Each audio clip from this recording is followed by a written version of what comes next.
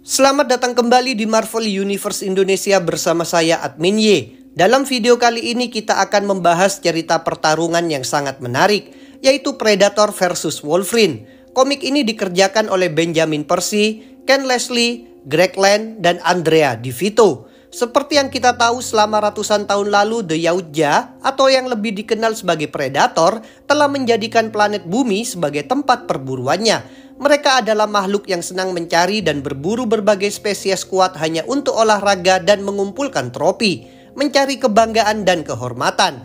Mereka juga dilengkapi dengan berbagai senjata dan teknologi canggih untuk menunjang perburuannya, seperti cloaking system dan plasma cannons, dan beberapa senjata lain seperti pedang, spear, dan jaring. Dan yang akan jadi buruannya kali ini adalah seseorang yang biasanya memburu orang lain, tidak lain adalah Wolverine. Bagaimana ceritanya? Untuk mempersingkat waktu, kita langsung saja masuk ke pembahasannya.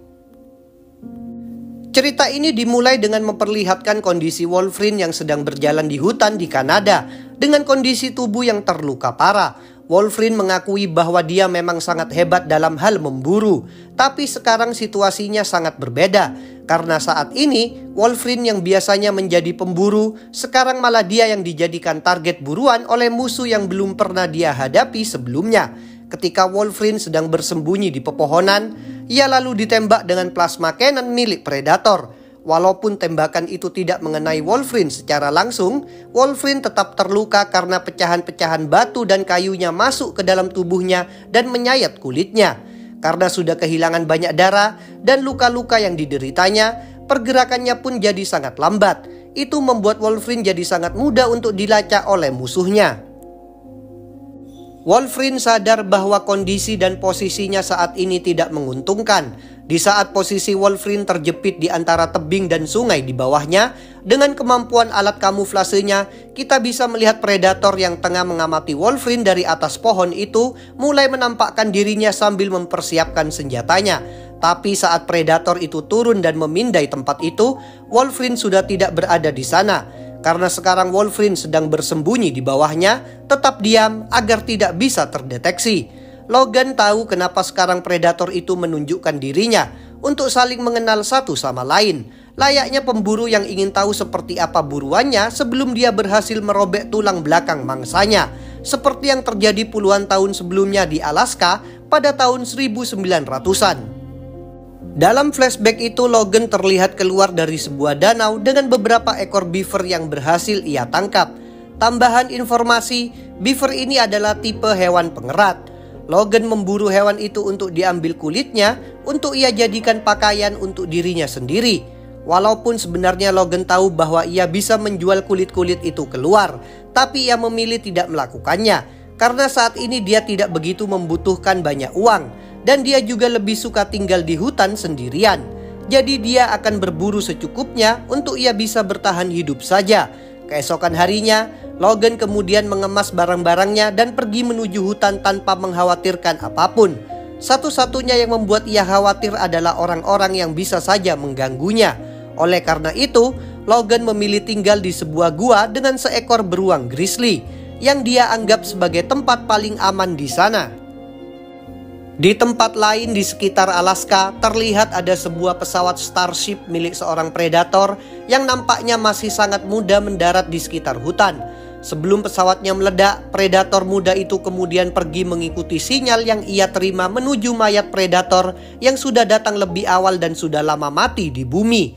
Sesampainya di sana, ia kemudian mengambil beberapa perlengkapan senjata dari mayat itu, termasuk Smart Disk yang bisa mengeluarkan beberapa bilah pisau sekaligus. Sementara itu, karena badai akan segera tiba, Logan kemudian memutuskan keluar dari hutan dan pergi ke sebuah bar yang berada di sebuah kota kecil yang bernama Scar. Selain karena badai, Logan biasanya datang ke kota itu ketika sudah kehabisan suplai minuman dan sedang membutuhkan uang, karena ia bisa sangat mudah mendapatkan pekerjaan di sana.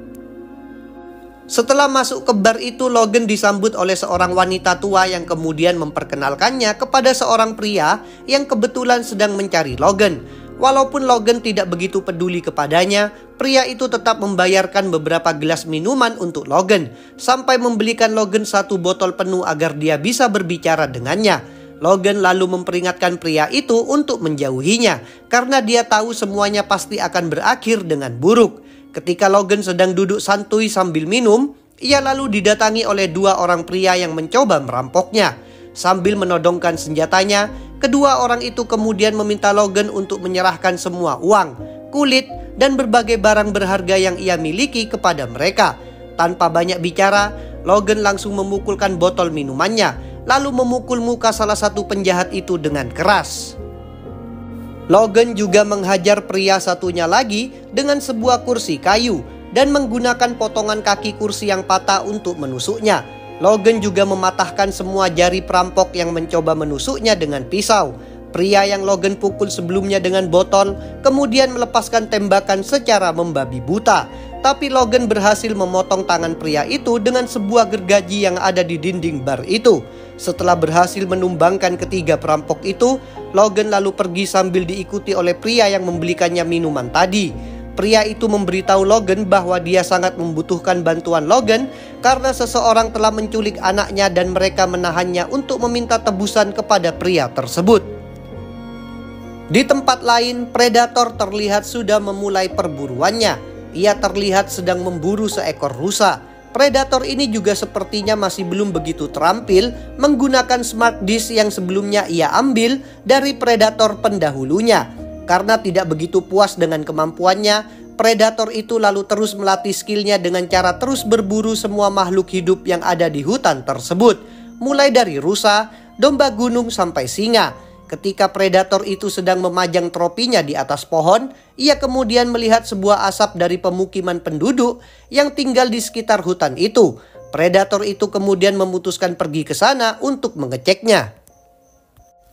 Logan akhirnya setuju untuk pergi bersama dan menolong pria yang tadi ada di bar. Akhirnya kita tahu nama pria itu adalah Tucker. Tucker adalah seorang penambang. Ketika Tucker berhasil menemukan cadangan yang sangat berharga di tambangnya, anaknya kemudian diculik oleh beberapa orang pesaingnya yang tidak suka dengan Tucker dan memintanya untuk menebus anaknya jika ia ingin kembali. Tucker seharusnya bertemu dengan para penculik itu beberapa hari lagi di Scar. Tetapi karena Tucker mengetahui tempat persembunyian mereka, ia lalu memutuskan membawa Logan ke sana untuk mendapatkan anaknya kembali sebelum mereka datang ke kota. Di tengah cuaca yang sangat buruk, Logan dan Tucker menyusuri jalan panjang untuk mendapatkan putra Tucker. Alasan Logan mau menolongnya adalah karena ia ingat hubungan dengan ayahnya di masa lalu, di mana Logan tidak bisa mendapatkan masa kecil yang harusnya menyenangkan karena mutasinya. Ketika sedang dalam perjalanan, Logan tiba-tiba mencium sesuatu yang tidak beres saat kuda-kuda yang mereka tumpangi ketakutan dan pergi begitu saja. Tucker lalu bertanya apa yang membuat mereka ketakutan. Saat Logan memeriksa ke dalam pepohonan, mereka lalu dikejutkan dengan penemuan puluhan orang dan hewan yang sudah dikuliti tergelantung di atas pohon. Tucker lalu berkata, ia mengira bahwa mayat-mayat itu adalah korban kekejaman para penculik itu. Mereka masih belum mengetahui bahwa itu adalah kerjaan predator yang saat ini tengah mengawasi mereka dari atas pohon.